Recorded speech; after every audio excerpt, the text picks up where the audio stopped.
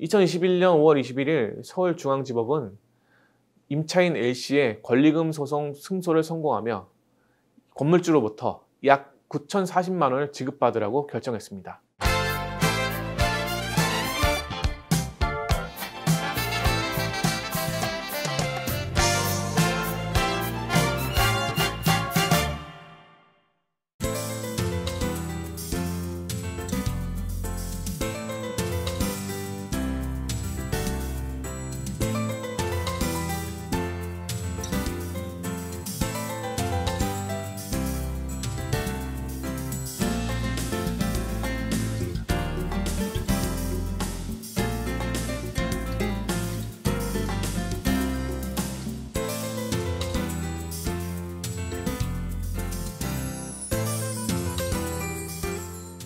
안녕하세요. 상가변호사닷컴 김우연입니다. 이제 저희 영상 구독자분들이시면 임차인은 권리금 회수 기회를 법적으로 보호받을 수 있다라는 거는 이제 모든 분들이 아실 것 같습니다. 하지만 저희가 맨날 강조드리는 게 있죠. 제대로 준비하지 못하면 권리금 소송을 패소한다라고 항상 말씀드리고 있는데요. 오늘 사례의 주인공입니다. 임차인 A씨가 권리금을 받고 음식점 영업을 이제 다음 임차인에게 넘기려고 했지만 건물주가 갑자기 재건축 계획이 있다라고 하면서 임차인 L씨의 권리금 계약이 파기됐다라고 합니다. 그런데 결론적으로는 권리금 소송에서 승소를 했고요. 건물주에게 권리금 약 9천만 원을 배상받으셨다라고 합니다. 이 사건은 무조건 이분께 여쭤봐야 될 것 같아요. 상가변호사닷컴 김재회 변호사님 나와 계십니다. 변호사님 안녕하세요. 네, 안녕하세요. 네, 반갑습니다. 반갑습니다. 너무 당황스러운 상황입니다. 변호사님 이런 사건 근데 진짜 많잖아요. 임차인이 이제 가게 넘긴다고 하니까 뭐 이제 건물주가 갑자기 재건축을 한다 아니면 뭐 1년, 2년만 계약해준다 이런 일이 많은 것 같은데 건물주가 신규 임대차 계약의 기간을 제한을 할 수 있는 걸까요? 예, 당황스러운 상황이죠. 결국 건물주가 갑작스럽게 재건축을 결정하면서 이런 상황이 발생한 것인데 상가건물임대차보호법에는 재건축 시 임차인의 권리가 어떻게 되는지 나와 있습니다. 건물주가 정당하게 임차인의 권리를 보호하지 않고 재건축을 진행할 수 있는 사유는 단 3가지입니다. 그럼 그 3가지 중에서 하나라도 포함이 된다면 임차인은 아무런 권리 주장 못하고 쫓겨난다라는 말씀이실 것 같아요. 어떤 경우인가요? 예, 첫 번째는 임대차 계약 체결 당시 재건축 계획을 임차인에게 구체적으로 고지하고 그 계획에 따르는 경우입니다. 이 사건의 경우에도 임차인 L씨가 임대차 계약 체결을 할 때 해당 상가가 재건축될 것이라고 구체적으로 미리 알고 있었다면 이 자리에서 권리금 회수할 수 없구나 하고 아예 임대를 하지 않고 다른 장소를 찾을 수도 있겠죠.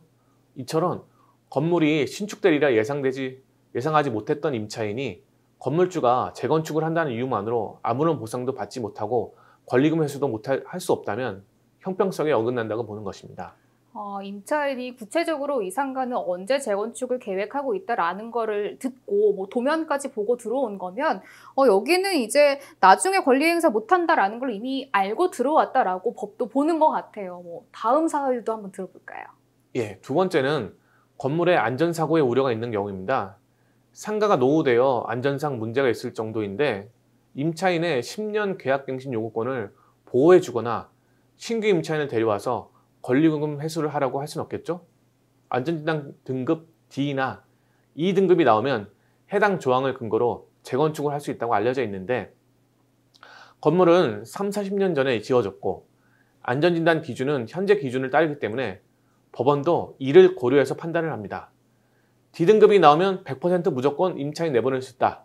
이런 것은 아니니 건물이 노후되었다는 이유로 해지 통보를 받았다면 전문가의 검토를 통해서 권리 주장을 할 수 있을지 확인해 보시기 바랍니다. 변호사님 말씀 들으니까 뭐 재건축, 임차인의 권리가 좀 쏙쏙 이해가 되는 것 같아요. 그러니까 건물이 정말 공사를 할 정도로 낡았으면 임차인 권리를 보호해주지 않아도 된다라고 본 것 같아요. 이제 마지막으로 3번째 거 들어볼게요.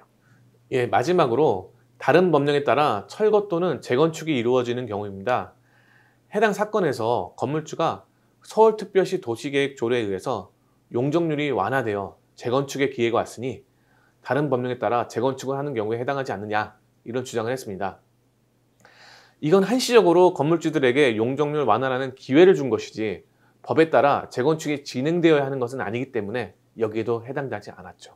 그러네요. 이 재건축을 하면 건물주한테 어떤 혜택을 준다는 것 때문에 임차인이 뭐 일방적으로 희생하는 건 너무 말이 안 되는 일인 것 같아요. 그럼 이제 저희가 사건을 보도록 하겠습니다. 임차인 L씨가 어떻게 권리금 소송에서 이길 수 있었을까요? 예, 임차인 L씨가 신규 임차인과 권리금 계약을 맺고 건물주에게 주선하자 건물주가 5년 이내에 재건축을 할 수도 있다고 말합니다. 권리금까지 주고 가게를 인수했는데 5년 안에 쫓겨날 수도 있다고 한다면 누가 들어오려고 할까요? 다시 협조를 구해보고자 다른 신규 임차 의사가 있는 사람과 권리금 계약을 하고 건물주에게 주선합니다. 그러자 이번에는 2년 이내에 공사가 시작될 예정이라서 2년 정도만 임대차 계약을 맺을 수 있다고 합니다. 어떻게든 중간에서 조율을 해보려 했지만 건물주는 전혀 협조할 의사가 없었습니다. 아니, 너무 답답하셨을 것 같아요. 누가 2년만 장사한다고 그렇게 많은 권리금을 주고 들어오겠어요. 변호사님, 그래서 어떻게 됐어요? 임차인 L씨는 건물주를 상대로 권리금 소송을 제기합니다. 정당한 사유 없이 권리금 회수에 협조하지 않았으니 손해를 배상하라는 내용이었습니다.